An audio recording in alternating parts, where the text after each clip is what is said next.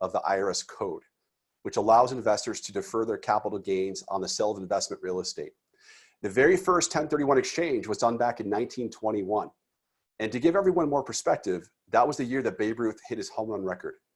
Today, we find the 1031 exchange in the crosshairs of being eliminated, which would have severe economic consequences to our nation. We are here today with our panelists to discuss the future of 1031 exchange, what could happen, and what you could do to help preserve Section 1031 of the IRS code. Let's start off by introducing Inland, the company I work for. I'm your host today. Inland was started by 4 Chicago school teachers back in the 60s. These 4 teachers were the same educational fraternity. They liked working together, became very dear friends. And back in the 60s, teachers made about $6,000 a year. So they had an idea to supplement their income to buy some real estate on the side. And they started off by teaching at the same school. Back in the 60s, there's no Instagram, no Facebook, no cell phones for that matter. The best way to communicate and to be in touch with each other was to work at the same school. The only phone they had access to back then was a phone in a faculty lounge at the school. They'd make their phone calls, call the realtors. They bought a $4,000 piece of land. It was their first investment between 2 buildings in Chicago.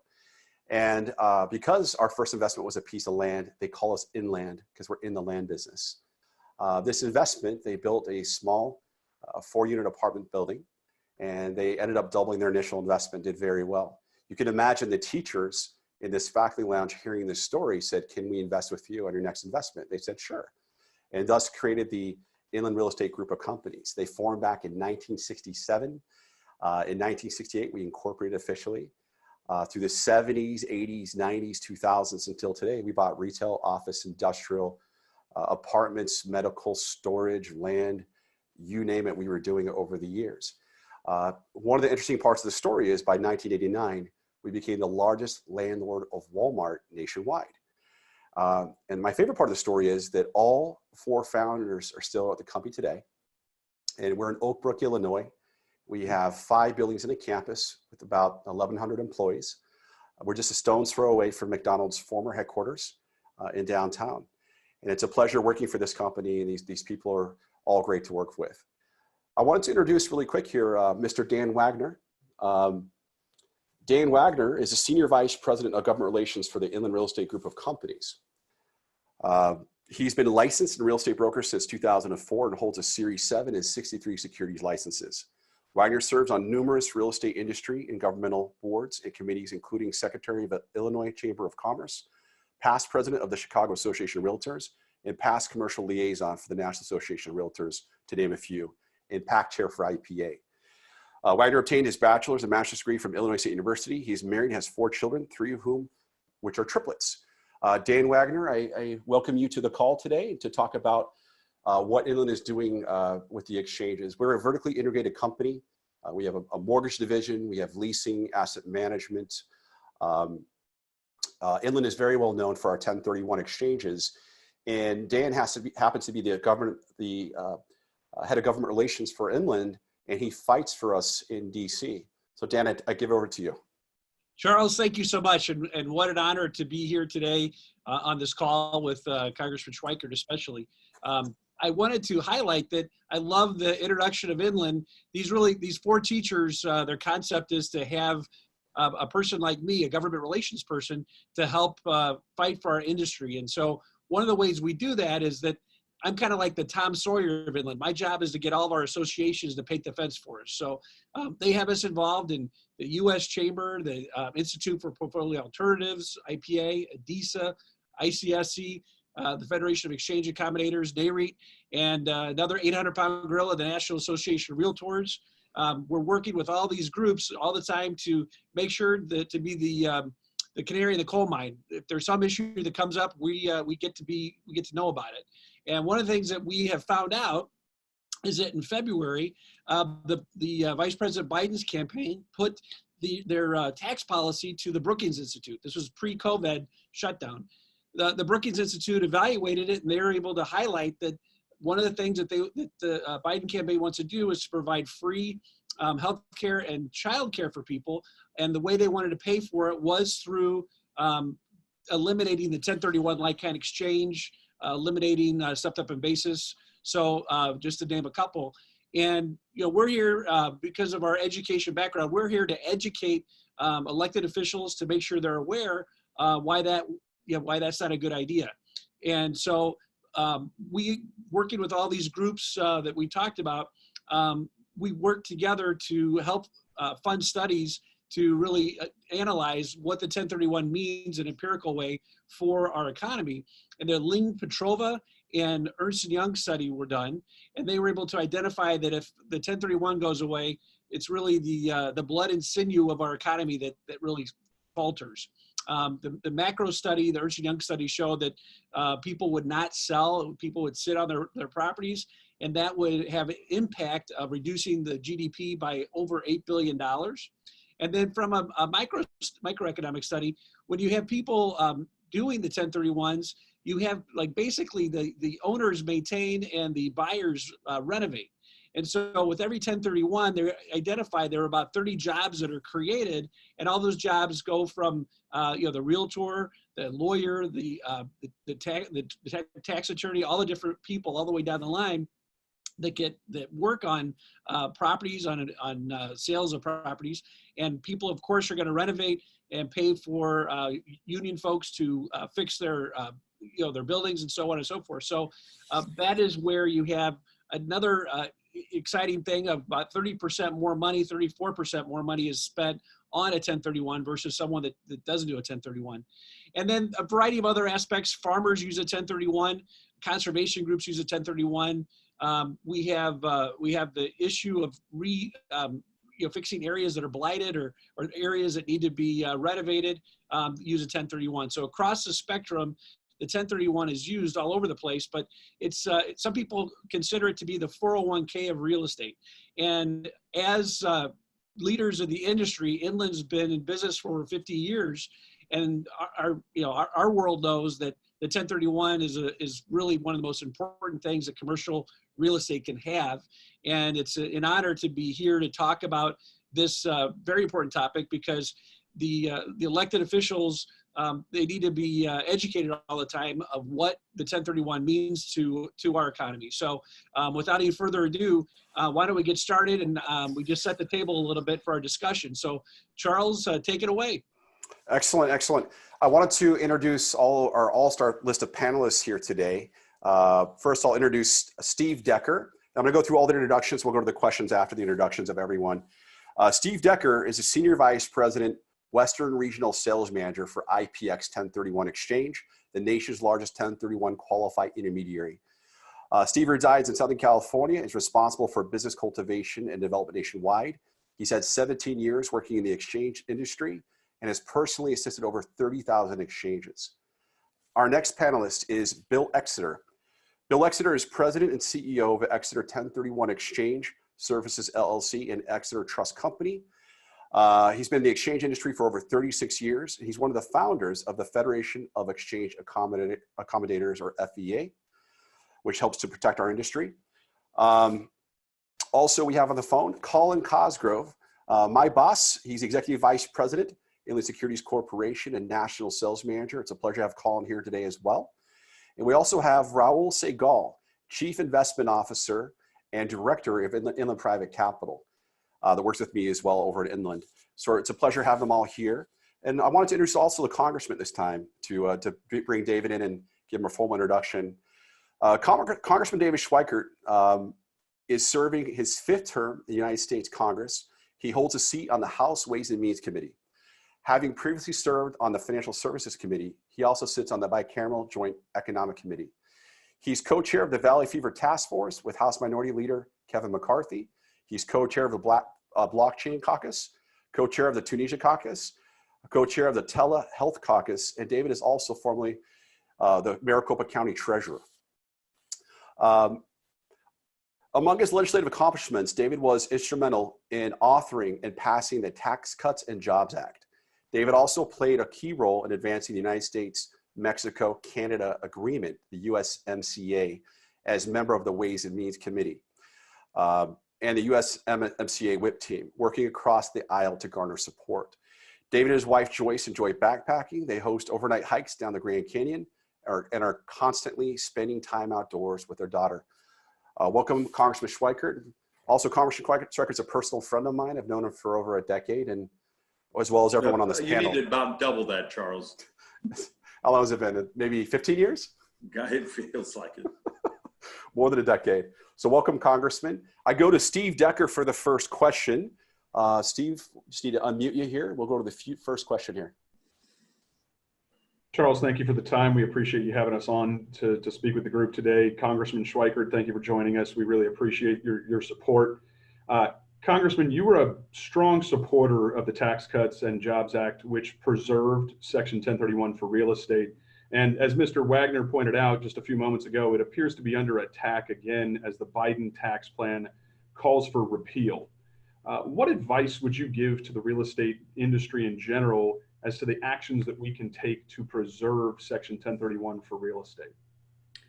Look, it's a great question, but I need you almost to take a step sideways and think about the environment. If we end up in an environment where the parties change at the White House and change in the Senate, there's going to be a voracious appetite for some new revenues. If I come to you and say, what are some of the easiest places, changing basis, changing parts of the tax reform, the depreciation, but even, there's been conversations floated around now for a few years of different ways to dial back. You're going to do a 1031, this much of your basis has to go back into a taxable, event. You need to educate every single member of Congress, particularly those of us on the Ways and Means Committee, of what happens to new investments in a time of economic disruption where there's a lot of real estate that needs to become something else. It's an amazing opportunity at the time in our economy for buildings that aren't performing to be rehabbed and become something else. And my personal fear is if we screw around with the 1031, we will stop that from happening. So the fantasy that there's all these tax revenues that would be garnered by some of these changes, I don't believe will happen. This is but it's going to be a battle because there's lots of oxes out there. Who gets theirs gored? Very good. Thank you, Congressman. We appreciate it. And as a second question, if you don't mind, as you know, there's obviously ongoing distress in the commercial real estate market across the country. Many real estate sectors, such as hospitality and the business and office space submarkets, are taking an economic hit, to say the least. Many believe that Section 1031 is crucial to maintaining commercial real estate's ability to kind of get to the other side and back on their feet. What is your take on how the next Congress and the administration can make sure that real estate recovers? Ask me in 25 days or so, once we have an idea of what's happened to the House of Representatives, and the Senate and the presidency, because there's a number of us who believe we need to do some things to keep an eye on and make sure the CMBS markets stay stable, the securitization markets. Maybe even, there's some of us who even have some capital gains spiff legislation to encourage immediate investments.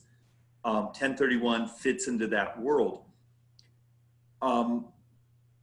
It's a constant battle, though, of what do you do when you're trying to get the economy revved up again, get that velocity going at the same time. You have a fairly voracious appetite out there for new revenues, for new spending programs. And we'll know in just a couple of weeks, who's going to win that clash. But we need to be brutally honest. The 1031, for many, is an easier place to go. And with a handful of statutory adjustments, you could at least theoretically, capture a hell of a lot of the gained equity that would be taxable out there. And I think that's why there's a desire to go at it. Thank you, Congressman. Appreciate it. Excellent. Next question comes from Bill Exeter, CEO of Exeter 1031 Exchange. Go ahead, Bill. Thank you, Charles. And Congressman, thank you so much for being with us here today. And thank you so much for your service to the country as well. First question I have is, and this is a question that a lot of investors have posed to, I think, all of us. And that is, if there's a blue wave in November and the Republicans lose control of the presidency and the Senate, how long do you think it would take in a worst case scenario to eliminate Section 1031? It's pure speculation. I know some of the folks who watch Washington think it would take almost a year. There would be some econometrics models. You know, our sidecar, we have something called the Joint Tax Committee. That's about 50 econometricians, statisticians, those who do our modeling for the Ways and Means Committee. And you would sort of turn to them and say, how do you avoid a 1988 type issue where, you know, you have tax reform with the change in depreciation, those things, you blow up the commercial real estate market. You know, for those old enough, Charles, you're not one of them, to remember the RTC days. You know, I'm from that world. So you may actually have, because I will tell you from a statutory standpoint, you could have something by the end of spring that changes policy.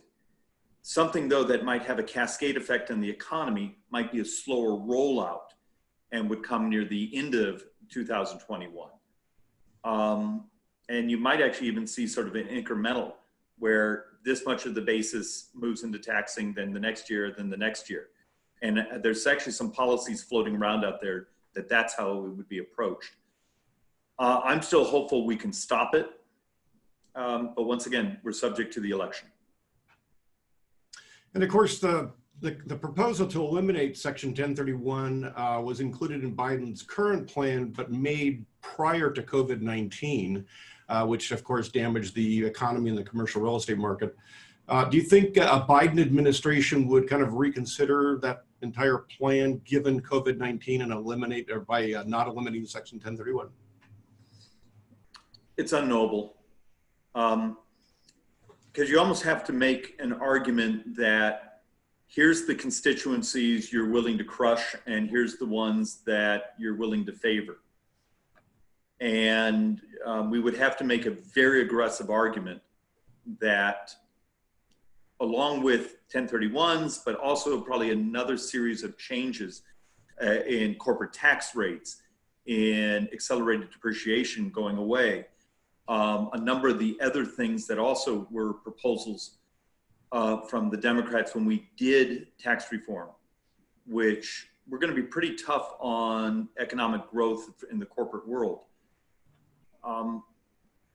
Just the reason 1031 sticks its head up is statutorily, mechanically, it's easy.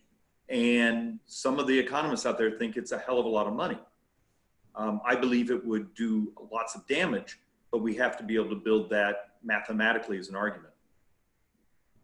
Thank you, Congressman. And Congressman Schweikert, your camera is off, but we can hear you just fine, so we'll keep going. Oh, my camera's off? Yeah, not a big deal. There it goes. Now it's back on. Am I back? You're back for a second, then back off, but we can hear you fine, so I'll let you play with it as we ask the next question here. Next question comes from Colin Cosgrove, Executive Vice President with Inland Securities Corporation and National Sales Manager. And my boss, Colin, go ahead and ask your question. Well, first of all, thank you, Charles, very much for putting this together. And thank you, Congressman, for all you do in Arizona, specifically District 6. First question for you, Congressman. In your experience, when you see this type of tax change, what is the possibility, in the worst case scenario, if this did get abolished, that you would see people get grandfathered who are in their 45 days or who are in their 180 days? Or do you think it would be immediately tax everyone now? Or even a worst case scenario, could they do a look back? Look, I have to assume even my Democrat brothers and sisters on Ways and Means would act rationally. And those transactions that are in the pipeline would be allowed to be finished. There's also a lot more to this. With the Senate, if we lose the Senate, would there still be the mechanisms to filibuster and slow certain things down? I still have to assume if a package starts to move that you have a combination of sort of, and I know this sounds very partisan, but I believe it's quite real. The Democrat activists who've now become members of Congress who are very aggressive and basically want to end most of the tax reform as we know it. And others who have just certain adjustments they want to make for transitions. And so there'll be, that sort of battle of hopefully some rational math. Yeah. So just to further that, Congressman, we know that passing this is difficult. You just mentioned that. And the likelihoods, if the Democrats have both houses, they have the House and the Senate, that this could happen. But what's the chances of compromise? And what are some of those changes that could be limited? Or what would you propose that could be limited that wouldn't abolish it altogether? I'm going to give you a somewhat radically different view from mine. And look, when you represent Scottsdale, Phoenix, we're a high growth area. Much of the money coming out of 1031s are coming to my community, as real estate is sold in the different coasts because you see the demographic movement. But I'm also take a different view that using, coverage on basis, some capital gains incentives, some things on 1031s, maybe even extending out some times, is actually another way to incentivize the country getting its feet back underneath it. Is there a way to look at some of these tax code items as a pro-growth approach, pro-economic development? If the country is about to go through sort of a disruption on the performance of retail space compared to certain industrial space, compared to multifamily, compared to, if there's really a rotation in the economy and a fairly aggressive one because of COVID, wouldn't you want to build the tax incentives to allow that to actually happen in a fairly elegant way instead of just, having so many investors hit a wall? So look, I'm still very optimistic that the Senate remains Republican. I've seen some numbers and they swing back and forth almost daily, that in the House, we may actually gain seats. And so the closer that margin is, the more negotiating leverage we have. Thank you, Congressman. Okay, next, I want to bring on Rahul Sehgul, who's the Chief Investment Officer for Inland Private Capital, to ask a question. Thank you, Charles. And thank you so much, Congressman, for joining us and for everything that you've done for the country and for the industry. I'd just like to expand on a few questions that were asked before. Being part of Inland Private Capital Corporation and having such a diverse portfolio, we've obviously seen quite a bit of challenges in the second quarter and the beginning of the third quarter of this year.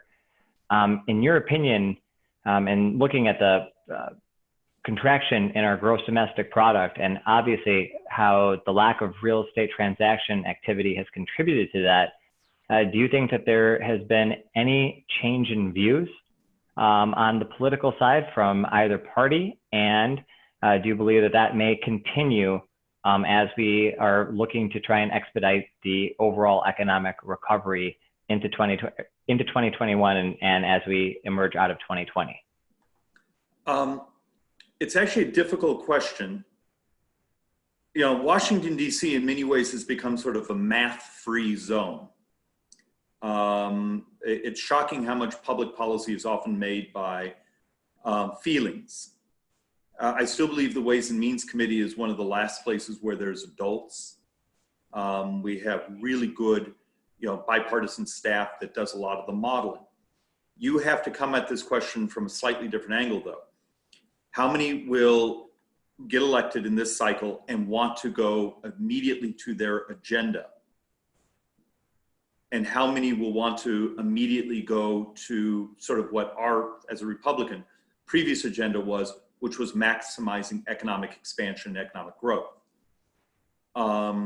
Because there are almost two different views of the world there that, you know, I believe we had remarkable economic growth in 1819, and it was very well distributed across society, where the working poor were doing substantially better than any time in modern economic history. A lot of my brothers and sisters on the other side of the aisle don't see that world. They actually look for much more interventionism. And look at enterprise zones. How many of us see them optimistically, and then look at how much of the rhetoric on the other side sees them as almost something to get rid of. Very good point. Thank you. All right, just a quick service announcement for everyone here. There's a Q&A button at the bottom of your screen. If you'd like to ask questions, go ahead and ask them in the Q&A button, and we will ask them as soon as we finish off with the panelists here. And Congressman Schweikert, your video's off again, but we can hear you great. So, did my video go off? Yeah, again, probably some sort of back? Let's see here. It is not back yet, but we can hear you just fine. So we'll continue as normal here. We go to our next panelist, Dan Wagner, the Senior Vice President with Government Relations at Inland, to ask you a couple questions. We can see you again, Congressman. Thank you, Congressman. I wanted to highlight with the COVID-19, the local and state governments are experiencing some challenging times. And then with the elimination of the 1031, they would also have reduced amounts of transactions. And obviously with transactions come transfer taxes, so additional lost revenue. Can you comment on what you think the House Ways and Means Committee would do to address this issue? I believe it would probably be looked at, let's say we had status quo. You know, Democrats control the House, Republicans control the Senate, White House up in the air. There are a package of ideas, a handful of us have been working on in a bipartisan fashion to maximize economic growth, particularly over the next 2 years. There's opportunities within that, particularly for the investing class, but it does mean being somewhat nimble. I just can't tell you what of those is capable of moving forward until you give me the numbers of what the House looks like and the Senate looks like after the election.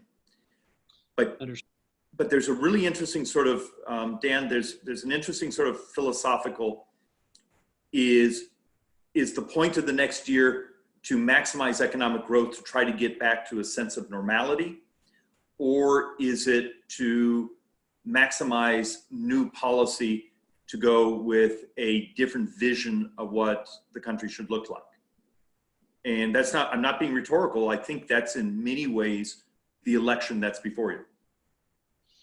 Well, it is definitely interesting times, and I appreciate you being able to opine on these topics. I know that we've been, as you heard earlier, working really hard to educate people about the 1031. With our education through the Federation of Exchange Accommodators, the IPA, National Association of Realtors, have you heard of your fellow members of Ways and Means Committee talking about the 1031? Are Republicans, Democrats, are they discussing any of these issues amongst you or talking about that? There are discussions on, you know, from our side, trying to figure out where the left would go for looking for revenues. You know, from the media standpoint, because it's just easy to talk about corporate tax rate, but the world's more complicated than that. You know, you have to actually sort of dig down to, you know, where some of the real money is, you know, because you could raise corporate tax rates, but if you allow certain types of other accommodations, if you're smart, you could move certain things around. On the Democrat side, the playbook we've been more looking at is some of the amendments and discussion that happened when we did tax reform. And that's where, you know, 1031 actually had its sort of moment of exposure. So do we see also that playbook brought back up? Okay. Thank you, Congressman. Congressman, the next question, 2 questions come from me, and then I'll take questions from the audience. So if you have a question, please write it out in the Q&A box below. Congressman, do you think the threat of eliminating 1031 exchanges is valid or only a threat? Some say this is a way to bring Republicans to the bargaining table on other issues. Is this just a bargaining chip? I actually don't think it is. And I'll give you two reasons, and you're not going to like either of the responses. It's a hell of a lot of money. And it's more than just a 1031 exchange. It's also trying to find other ways to go at the gain that investors and different organizations have. But also the 1031 exchange community is actually relatively small. So therefore, where can you find the maximum amount of tax revenues, receipts, at the same time find a audience that's smaller, so you're not, lobbied out of, the size of the lobbying prowess. So those are some of the things that get in play is, how big a response would you get compared to some of the other taxes? Simple example, change 1031, change some of the tax or the taxations on basis and gain or corporate tax hike. Which one brings a larger audience to your door? And so it's a combination of how much lobbying prowess and the perceived revenues it will bring. And my final question before we go to the listeners is, what can each of the listeners on the webinar today and viewers do to preserve Section 1031 exchange? What can we do? First answer is a bit political. Find people that understand what you do, see it as a good for society, a good for economic growth, the right and fair thing to do in a tax code, and help them. And I know that's a bit self-serving on my part, but it's true. The other side is if you see any good studies, reports, documentation that walk through the secondary effect, second degree effects, third degree effects when an exchange happens. The rehab of the building, the new TIs, the new availability for whatever that new capital investment in the community is. We need to also tell the story that there's much more than just someone rolling their bases. There's also sort of economic vitality that comes with these. Dan Wagner, you're still on the call here. Would you mind talking about that study? Did we go over that study already? About how much it would cost if we got rid of exchanges? Yeah, what's good is that Ernst & Young study that was done in the 2015 and also the Ling Petrova studies are also being redone. And then the National Association of Realtors did a study just recently where they verified that over 61% of realtors in the last 3 years have done a 1031. So it's amazing the amount of people that are engaged in this. And I know that that we'll be ready to go door to door talking with every member of Congress about this. So we did kind of go into it in the very beginning. So if you want to get to questions, that'd probably be good, Charles. Excellent. And we'll be sure to share that with you, Mr. Congressman. First question from the audience comes from Steve. He asks, approximately how many Senate seats would the Democrats need to win in order to amend or end the 1031 exchange? I assume that a few of them would not go along with it. So how many Senate seats would the Democrats have to pick up? Could be 4. Please understand, we all would think of 1031 as a freestanding item.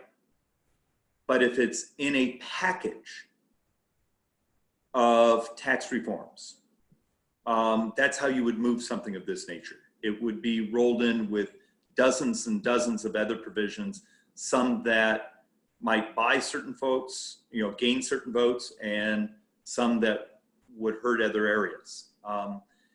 And let's be a little brutal on this.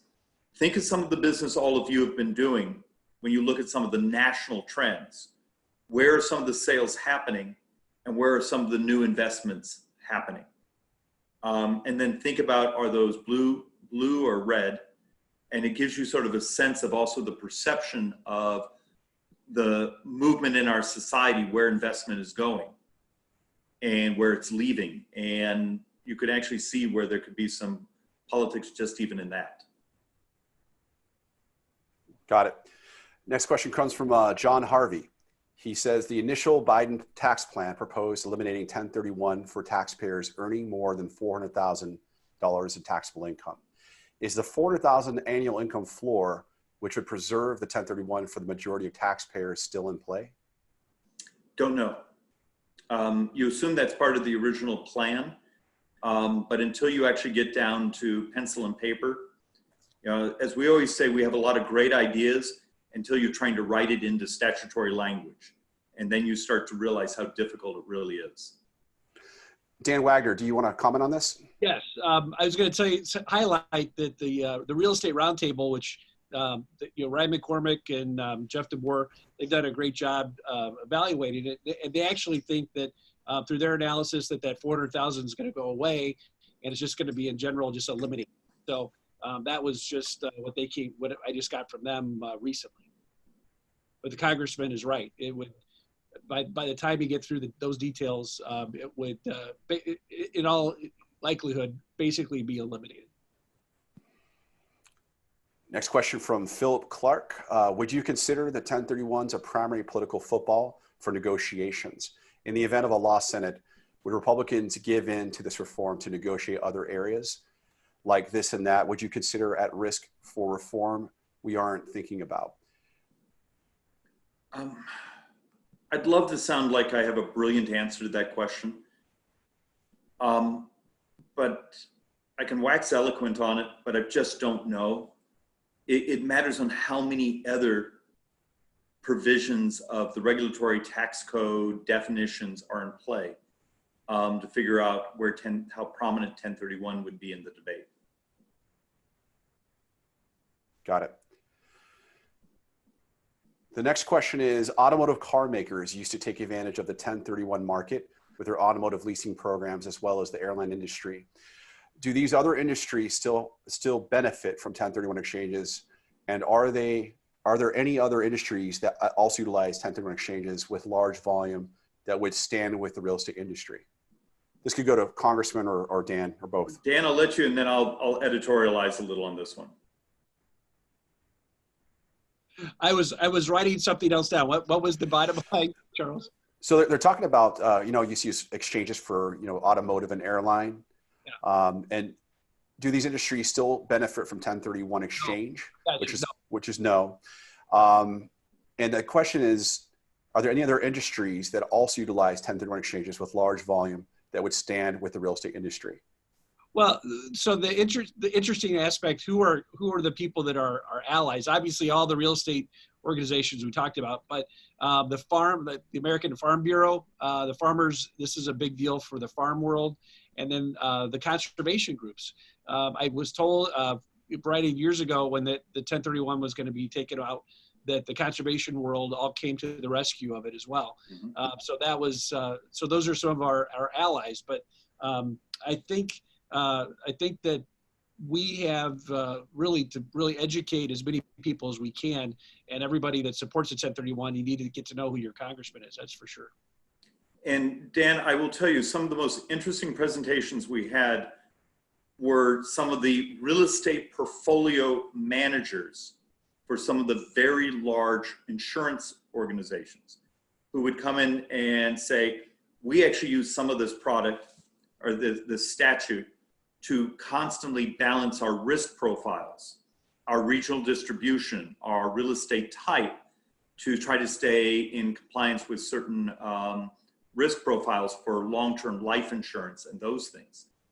And it's something often we don't think about, at least from our side, of how there's this constant balancing of, you buy a building, now you have too much of that type of office building in the country, you exchange it for something else to have, different types of mixes. And in a world with such low yields right now, I had assumed we would actually start to see more velocity of those types of exchanges and not less. I think you brought up a really good point. People don't necessarily realize that these large, these large REITs, for example, that many of the pension funds are invested in, utilize this to absolutely restructure their portfolios. And who benefits from that? And that's, mom and pops that are using this as mailbox money for their you know, their groceries. And that's a really good point, Congressman. Thank you for bringing that up. Congressman, the next question comes from Greg. And the question is if Vice President Biden won, would he just simply try to repeal the tax cuts from 2017? I'm not sure it would come as much from the White House as members of Congress and the Senate. And it turns out when you do a complex piece of legislation, there's some portions that I think are almost bipartisan and other parts that one party supports, the other party doesn't. So it's more than just repealing the 2017 tax reform. You will actually see, you're already hearing it in the debates, we want to raise corporate taxes here, but we want to maybe provide an incentive for these types of activities. So as always, you know, a member of Congress can never stop wanting to, you know, tinker around with the tax code. And then you actually have other strange things. We're having to deal with the international side of the tax code because many of the, you know, when we leaped as a country way ahead of much of the industrialized world, a number of countries in the rest of the world now are catching up with us in a competitive tax code. And will that actually even end up in the debate? Ahmed asked a good question. He says the 1031 exchange survived during all Democratic administrations for the last 60 years. What's different now? It's lasted for 100 years or 60 years under Democrats. What's different today? The nature of the politics, the desire for revenues, the scale of the national debt, and the political promises that have been made in this campaign cycle for substantial new types of spending. It is, look, it's a different environment than I've ever experienced. Cynthia asks, how can you see us educating Congress on how many jobs are created by continuing 1031 versus the economic loss we would have without it? As many sellers would just hold on to the properties and we would lose jobs and hurt the economy.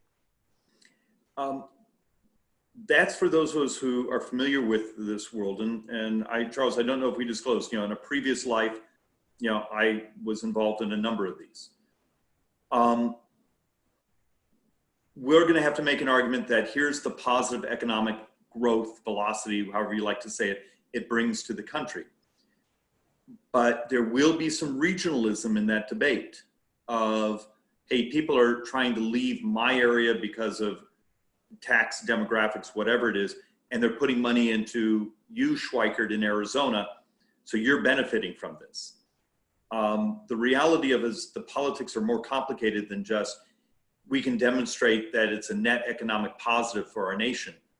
There are some regions that may benefit more and some that may benefit less from that incentive to sell and incentive to invest. From Rob, he asks, why was the 1031 business exchange taken out in the last tax update? A combination of a pay for, combination of some issues in regards to tracking and documentation. Yeah, I'm not sure I can describe some of the other items, but I know there were some real, you know, when you also have a world of accelerated depreciation, you know, almost immediate depreciation, there was some argument that that was very expensive and that actually accomplished some of the incentives. And Congressman, didn't also like artwork and yachts and things like that, also people were thinking that shouldn't be, you shouldn't. Yeah, and you know there's a capital gains difference between, you know, some of the fine art holdings and those things. And well, oddly enough, that's one of my other projects, is trying to fix some of those discrepancies. All right, John asks, does the Biden plan proposal eliminate 1031 exchanges just prospectively, or would it retroactively unwind prior 1031 exchanges as a result in the taxability of previously deferred gains? This was asked earlier, but I think if we can elaborate. Yeah, I think it would, look, it would be my understanding for the future. And we've also had the question of how quickly could such a thing happen? And a little bit of that is hopefully would matter on the makeup of the Senate, the House, and also the economic impact. Okay, next question. Most real estate is owned in LLCs, treated as partnerships. The tax law has allowed stock for stock tax-free exchanges for years. Is there any appetite on the Republican side to push for tax-free exchanges of part of interest and or fractional partnership interest? The lack of allowing tax-free exchanges of partnership interest hurts the like kind exchange of real estate held in partnerships. The answer, yes, it's been in conversation. Believe it or not, it's actually really hard to draft. And you'd have to actually set aside a series of rules of, making sure that parties that, you truly had separate and not common parties. Got it. Steve asks a good question. He says, among other Biden tax proposals are a harsher estate tax and elimination of basis step up. To the extent you can, please compare the strength of constituencies opposing these changes with the strength of the constituencies opposing further changes to 1031.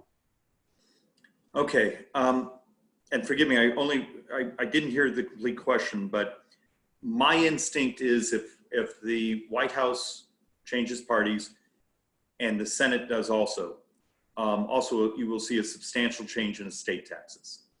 And so in some ways, that's the universal answer to your question. Panelists, do you have other questions? Feel free to jump in. If you have a question, go and ask the Congressman. Congressman, this is Dan Wagner. During the 2017, the ultimate tax reform proposal, the Republicans did look at eliminating the 1031 exchange, and obviously they did it for the personal property, and because they had 100% expensing for items. So giving us advice, giving us a primer of what were some of the arguments that worked for you? What were some of the key things that really are kind of the arrows in our quiver that we need to keep pounding on? I like to think it was partially also having someone like myself in the room who was very familiar with sort of both the process and some of the economics, making an argument that this may be seen as the pay for that we would receive from it, but do we really understand the impairment we would do to economic growth around the country if we did such? And sometimes, one of the greatest things you get when you go through these complex negotiations, people don't realize tax reform, we were in small rooms for a year. Sometimes we would think we had a brilliant idea. We would send it to our economic modelers. 2 days later, they would come back and tell us we blew up the world economy because they would find ways where there was leakage. So when you do tax policy, there's an interlinking, obviously, where you do one thing over here, it's going to affect something else. In regards to avoiding those discussions and moving away from them in 2017, I think it was a combination of the economics and the fact there was a couple of us in the room that truly believed being able to move that basis was actually ultimately good for the economy. Go ahead. Just a quick question, Congressman. I thought the QOZ efforts that have gone out, it was just a great bipartisan effort by Congress. Do you still see support for the QOZ on both sides? A great way to defer taxes and have a step up in basis. Do you think that will be extended, or do you think that will be something that will be negotiated and looked at the next year? I think there's support for those who understand it. And once again, depending on the election, who knows, everything may be subject to some type of negotiation. Thank you. Congressman, the folks on this, obviously on this call, all the participants clearly have an interest in preserving the 1031 exchange. what's your advice to everybody out there in listing land? If they want to preserve it, give us some tips in your experience of the best way to work with people like yourself to try to find people who either support you and support them. If you have someone who doesn't understand, if you're on, the Armed Services Committee, you're probably not bathing in the tax code every day. Yeah. Find that if that's your member of Congress, find a way to go have a coffee with them. One of the most powerful things that can happen is building relationships, particularly if you have something that many will perceive as complex. In some ways, this isn't that complex, but there's only a couple handfuls of members who sit on the tax writing subcommittee. So our life is bathing in this. Other members have other interests, the diversity of their districts. Meet your member, tell your story. If you lean to the left and your member is a Republican, you don't have to do the politics of it, you can do the economics of it and vice versa. But it's important that the industry is building relationships, because there's other things that are in the tax code, tax provisions, that have much larger constituencies, who are much more politically active. And that's often what you're up against when a package is being put together. In regards to like a schoolhouse rock, how a bill becomes a law with tax bills, it first goes to, could you explain, it goes to the House Ways and Means Committee, and then, because they have the jurisdiction, could you talk a little bit about just the mechanics of it? Yeah, the Constitution mentions only one committee, and it's functionally the Ways and Means Committee. Revenue bills all start there. But in some ways, it sort of starts backwards. Here's the programs we are implementing. Here's the revenues we want. And so sometimes it's revenues chasing the programs as much as what would create a pro-growth tax code. Because there's many in Congress who see the tax code as an opportunity to produce what they perceive as fairness over what others look at as maximizing economic opportunity, if that makes sense. So some use the tax code to punish, others use to incentivize. And then once the House Ways and Means Committee decides on what they want to do, then where does it go? You vote it out. You sometimes, if there's multiple pieces of complication, there may be segments of that legislation that have other jurisdiction. You get it out of the House and it goes over to the Senate, and the Senate Finance Committee. Typically, if you're doing a complex bill, you're running some parallel tracks. The House needs to pass it because it needs to originate in the House. But that doesn't mean that the Senate hasn't also been moving at the same time and takes your bill and attaches what they have. And then you can end up in negotiations back and forth between the House and the Senate. And that process, normally, as you talked about, it took a long time for you guys to pass something, but you think during that, with this process in place, it would take at least a year to possibly get. Okay. And there's sort of both the fragility and the opportunity. You figured the previous big tax reform was 1986, and it took till 2017 to do a major tax revision. There's both on the right and the left, there's a powerful economic argument that tax reform should happen much more often because the nature of the economy changes, the technology in the economy changes, but also those people around, those countries around the world we compete with also change their tax codes. And the US tax code had absolutely calcified, and it was why so much economic vitality, capital was leaving our country going to other places around the world, because we had been outcompeted in other countries' tax codes.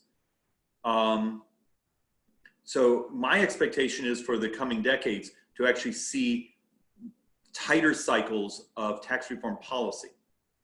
But if if the Biden plan where they want to raise corporate taxes, you know, you walk in and say, we want this. At the same time that happens, once that's open, there's a whole bunch of other desires within the tax code. Gotcha. I know for advocacy, there's a website, 1031.org. 1031.org. You can go into the advocacy portion of the FEA and look at some of the issues surrounding this. Congressman, what's the best website for constituents to go on to figure out who their congressman is and to contact them? For all members of Congress? Yes.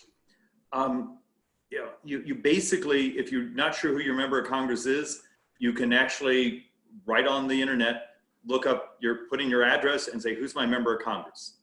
And that will provide you links to their official office. In all of our worlds, we operate sort of these two parallel tracks. We have our official world, which is our staff that does research, does constituent services. And then we have our world, particularly in election years, of here's our website where we raise our money, we tell our story, you know, we try to build, relationships with our voters.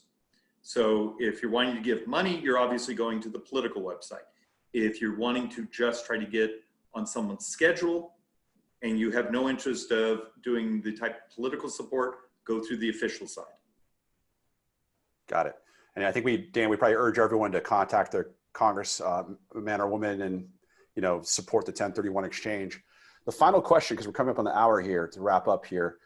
Congressman, I know you're in an election right now, and I know you need all the support you can get. How would people reach out to you and support you? Do you have a website? Yeah, and I'll do two things. I have a difficult last name. It's Schweikert. It's SCHWEIKERT. And our website is just davidschweikert.com. You can help us through that. But if also someone has something else I can help with, our questions, or you want to know, and I know we have a lot of folks on the line, but I'll give you my phone number. And if you want to contact us, you know, on the political side, my personal cell, because we don't like political calls going through the official office.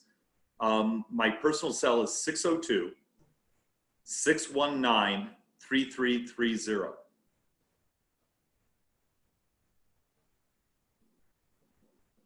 Wow, thank you. Well, I just want to thank everyone. Congressman Schweikert, it's such a pleasure to have you on for the hour here. And this is a pressing issue for everyone on the 1031 exchange. I want to thank all of our panelists, Mr. Steve Decker with IPX 1031 Exchange. Steve, thank you so much for all your help with the call today. Mr. Bill Exeter, CEO of Exeter 1031 Exchange. Dan Wagner, the SVP Government Relations at Inland. Colin Cosgrove, Executive Vice President, National Sales Manager. Rahul Sehgul, our CIO over at Inland. I want to thank everyone for being on the call today. Really appreciate it. And I hope you all join us for a future call. Thank you so much. Thank you, Bill, Charles. have a great afternoon. Charles. Thank you all. Thank you, Charles. Great job. Thank you, Congressman. Thank you, Congressman.